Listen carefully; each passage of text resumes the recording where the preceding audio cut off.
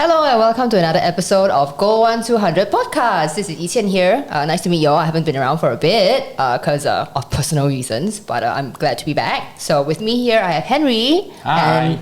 And over there I have Daniel. Hi. And today we'll be talking about this topic called GST hike.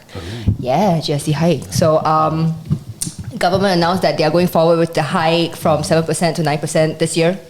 It was previously announced in 2018, so I guess they're going forward with it. Yep. So wondering if there's any thoughts that's going through your head regarding this GST hike that you want to share with us. Any thoughts?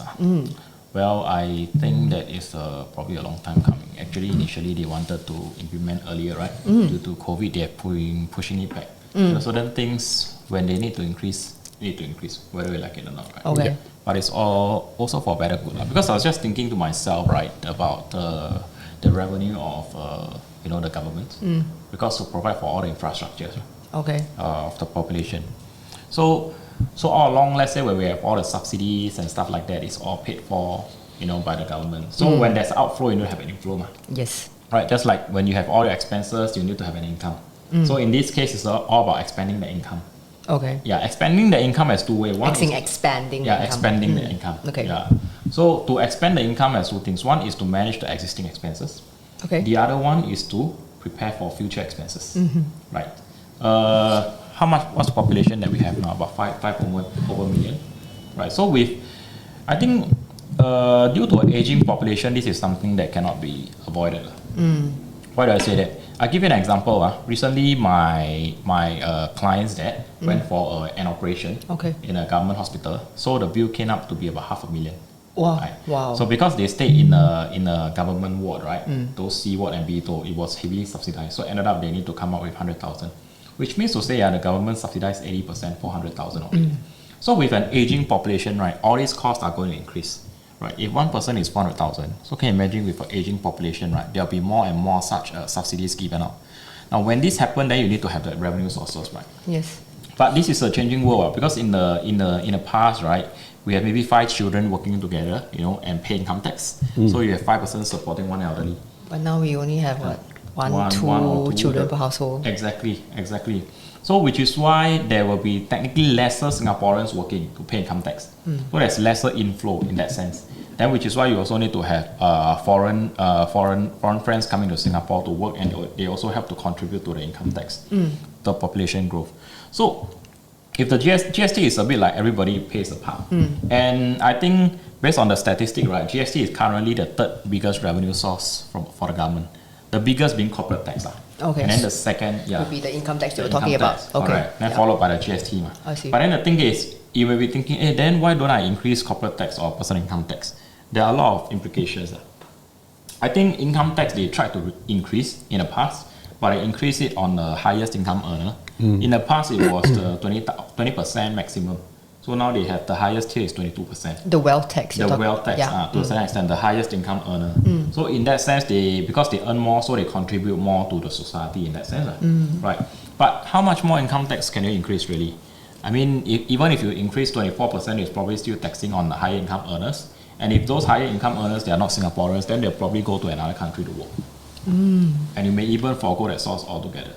Yeah. And if we talk about corporate tax, if you talk about financial centers in Asia, maybe the one that we'll be thinking of is Hong Kong. Hong Kong. Right. If I'm going to have a HQ, if an NMC is going to have a HQ in Asia, then we'll be thinking Hong Kong or Singapore in terms of stability. Now, if both of them, the corporate tax rate are quite competitive, and then your government can provide me with the infrastructure, I don't mind being in Singapore. But if you're going to increase my corporate tax from 20% to say 30%, right? Why should I stay in Singapore? I might as well station in Hong Kong, for example. I see. Or some other countries. So I think it's still sensitive because if you increase this kind of tax, right, and then the company shift overseas, you're going to lose hundreds or even thousands of jobs. Right. It's even worse. Right. So increasing corporate tax is quite sensitive. Also sensitive. Of course, increasing GST is also sensitive because it's all about the local people, right? Yeah, it's about us. Correct. Yeah. Then again, so in this case, what the government do is probably they will have rebates to help to support the lowest income household because they'll probably be the highest hit. Their basic necessities are going to be impacted. So definitely there will still be support for this group of people, I feel. But when I mention this part about growing savings, it's more for future. You see, if we have lesser children supporting the income in future, right? So what we need to do now is to build a bigger capital base. So when we have a bigger capital base, we can use this recurring income from the investments to generate back to the so-called the income to fund for future expenditures. Even if lesser people are paying income tax. Of course, the other way is to increase population. Because you increase population, you have more people paying income tax. But I'm not too sure how politically digestible it is. Like if you're going to import 30 to 50,000 people every year, right, to help to pay for income tax. So I think that's my thought. It's something that's unavoidable. So from a personal finance point of view, it's also how I plan for my future expenses. I see. For myself and my children as well. Yeah, I agree with Henry. If you talk about the inflation, it's like 7 to 9%, right? So it's a 2% increase. It is. But have you heard of this news called the electrical tariffs? Electrical tariffs. Yeah, okay. increased by about 5%. So you take 2%, you take 5%. You look at, let's say, people selling, vegetable rice, cai fan. If it increases by 5%, 2%, do you think they will increase by 2 or 5%? No. Probably not, right? Take more than that. So I have a friend who runs a F&B business and he runs a rojak store. So the lady was saying, hey, everything is increasing in prices. Vegetables are increasing in prices. You know, all the ingredients are increasing in prices. Yeah. If we don't increase prices, then how can we remain competitive? We are running into losses already. Yeah, things still need to be paid. Electrical tariffs need to be paid also. Wow. So the impact is not only the 2 or 5% actually. It could be 10%. Let's say a plate of rojak costs $3 and it increases to $4. How many percent is that? 3 to 4. Well, that's about 33%. 33%, yeah. 33%. Yeah. So to the consumer, it's a $3 to $4. It's a $1 increase, right? But then in terms of percentage, it's actually 33%. So if you look at the 7 to 9%, it's like a 2%, which is already a pinch. The 5% is also a pinch. But the real thing that's happening in the market is not the 2 or 5%. It probably is 5, maybe 10%, 30%. Wow. Yeah, so we really got to be prepared for all these increases in prices. So it's very insidious, like it's creeping up on you without you even realizing it. Yes. Yeah. So it's like just $1 out of the pocket. I think, yeah, okay, $1 for the convenience. But when you calculate back, it's actually a 33% increase. Yeah. Yeah. It's pretty hefty. So anything else that's churning in your head that you want to share with the audience today? Yeah, the one that's churning on my head is the word that you mentioned just now, insidious. What does it mean? Insidious 就是不知不觉的，不知不觉的，对，就是就是偷偷的，对。Okay, so it's just creep in. Creep in, 对。Okay, well, that's the danger of inflation. Yeah, inflation is very insidious. It happens before you notice it. 就是一转眼，为什么我突然间的钱又没有了 ？Inflation 很像 ninja 这样，回去跟你捅一刀，跑掉，有时候都能 ninja kill。就是这样子，对。Okay, so insidious. They say. So I learned something today. Incidentally, Insidious is also like I think the title of a horror movie, but that's another story for another day. Oh, really? So 我真的觉得 I don't know, this GST hike, I think a lot of people are also quite prepared for it because the government did talk about it like for quite a few years back.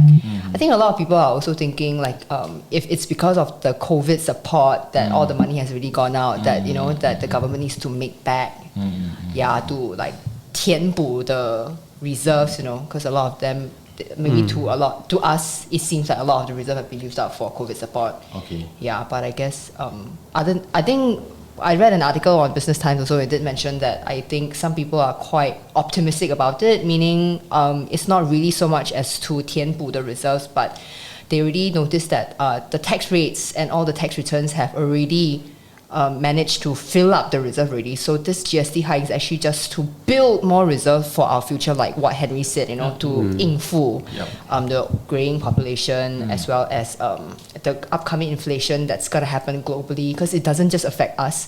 Yeah, it's because our country is we are doing import export. We do a lot of business with other people. We import almost everything.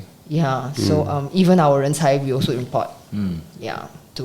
For various purposes. So I think there's a really big picture to just the GST hike. And actually Mr. Heng mentioned in CNA News, I'll report the CNA News now. So he mentioned without the GST rate increase, we will not be able to meet our rising recurring needs.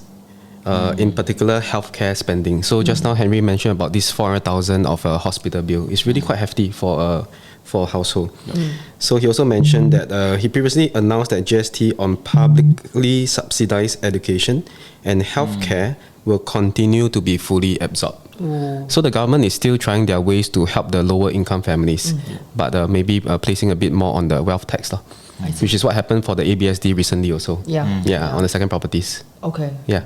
Because it affects the local only, or does it affect the Foreign investors. foreign investors? Yeah. So basically just ABSD. Wow. Okay.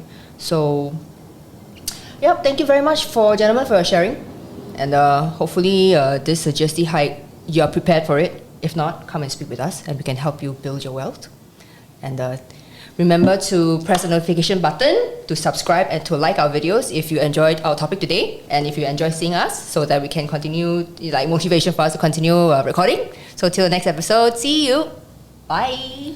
Bye bye.